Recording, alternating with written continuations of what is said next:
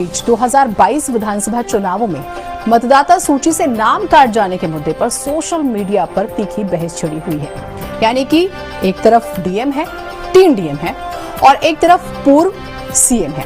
अखिलेश यादव ने इस विवाद को लेकर एक तीखा पोस्ट कर दिया। जवाब के लिए कुछ डीएम आ जाते हैं और हुआ यह है कि बवाल और बढ़ गया है। Special report. 18,000 वोटों का जो डिलीट किया गया था उनकी जानकारी इलेक्शन कमीशन को दी, एफिडेविट के साथ दी, लेकिन अभी तक इलेक्शन कमीशन ने एक भी अधिकारी के खिलाफ कार्रवाई नहीं की। पूरे देश में इन दिनों चुनाव आयोग और विपक्ष में ठनी हुई है। विपक्ष लगातार वोट चोरी के मुद्दे पर चुनाव आयोग को घेरे हुए है।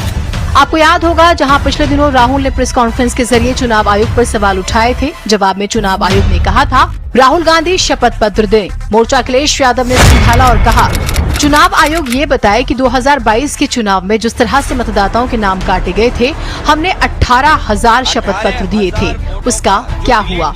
आज तक जवाब नहीं मिला। और यूपी के चुनाव में तो न जाने कितनी बार उंगली उठी है। ये तो पहला फेज था कि जहां हम अपना वोट बचा सकते हैं, अपनी वोटर लिस्ट में शामिल कर सकते हैं। ये पहला चरण है, लेकिन इसके बाद जो प्रशासन काम करता है, सरकारें जो काम करती हैं, उस पर इलेक्शन कमीशन कोई कार्रवाई नहीं करता। मुझे याद है कि जिस समय उंगली उठाई थी इलेक्शन कमीशन पर, तो 18,000 वोटों का जो डिलीट किया गया था उनकी जानकारी इलेक्शन कमीशन को दी, एफिडेविट के साथ दी, लेकिन अभी तक इलेक्शन कमीशन ने एक भी अधिकारी के खिलाफ कार्रवाई नहीं की। अगर एक भी इलेक्शन कमीशन के खिलाफ कार्रवाई हो जाए, मतलब अधिकारी के खिलाफ इलेक्शन कमीशन कर दे कार्रवाई, तो मैं समझता हूँ कहीं भी वोट चोरी, वोट डकैती या इस तरह की लूट नहीं होगी। अब हुआ ये कि विवाद उस वक्त और बढ़ गया जब अखिलेश यादव ने एक ट्वीट किया। अखिलेश ने लिखा, जो चुनाव आयोग ये कह रहा है कि हमें यूपी में समाजवादी पार्टी द्वारा दिए गए एफिडेविट नहीं मिले हैं, वो हमारे शपथ पत्रों की प्राप्ति के प्रमाण स्वरूप दी गई अपने कार्यालय की पावती को देख लें। इस बार हम मांग करते हैं कि चुनाव आयोग शपथ पत्र दे कि ये जो डिजिटल रसीद हमको भेजी गई है वो सही है, नहीं तो चुनाव आयोग के साथ साथ डिजिटल इंडिया भी शक के घेरे में आ जाएगा। अखिलेश यादव के ट्वीट की देरी थी कि 3 जिलों कासगंज, बाराबंकी और जौनपुर के अधिकारियों ने अखिलेश यादव के खिलाफ मोर्चा खोल दिया।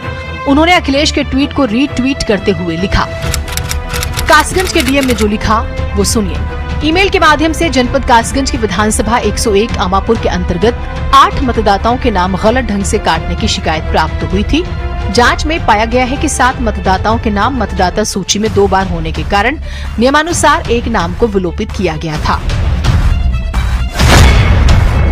बाराबंकी के डीएम का ट्वीट भी आपको दिखाते हैं। बाराबंकी जिले की विधानसभा क्षेत्र 266 कुर्सी के 2 मतदाताओं के शपथ पत्र उनके नाम मतदाता सूची से गलत ढंग से काट दिए जाने के संबंध में प्राप्त हुए। जांच में पाया गया कि उपयुक्त दोनों मतदाताओं के नाम मतदाता सूची में दर्ज हैं। जौनपुर के डीएम ने जो लिखा वो भी सुनिए।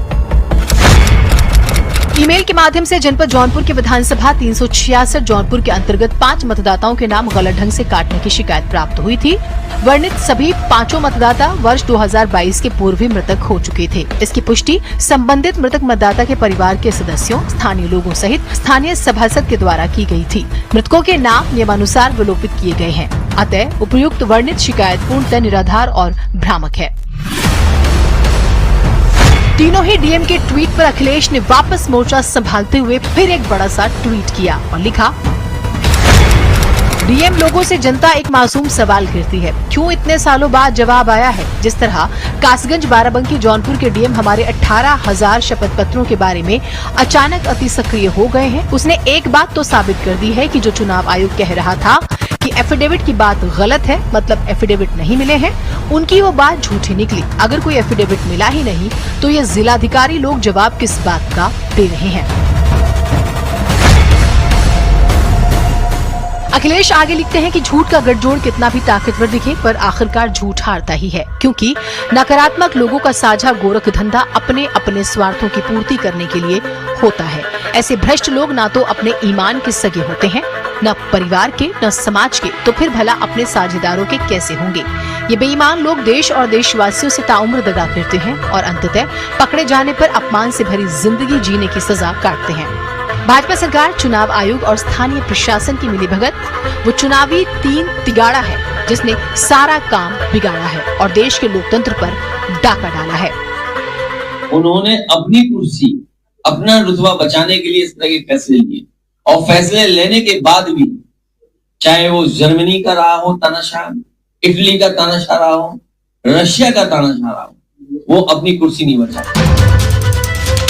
कुल मिलाकर देखा जाए तो ये यूपी की सियासत में पहली बार होगा जब आमने सामने से जिलाधिकारी और पूर्व सीएम के बीच इस तरह की जबरदस्त जुबानी जंग चल रही होगी, वो भी सोशल मीडिया पर।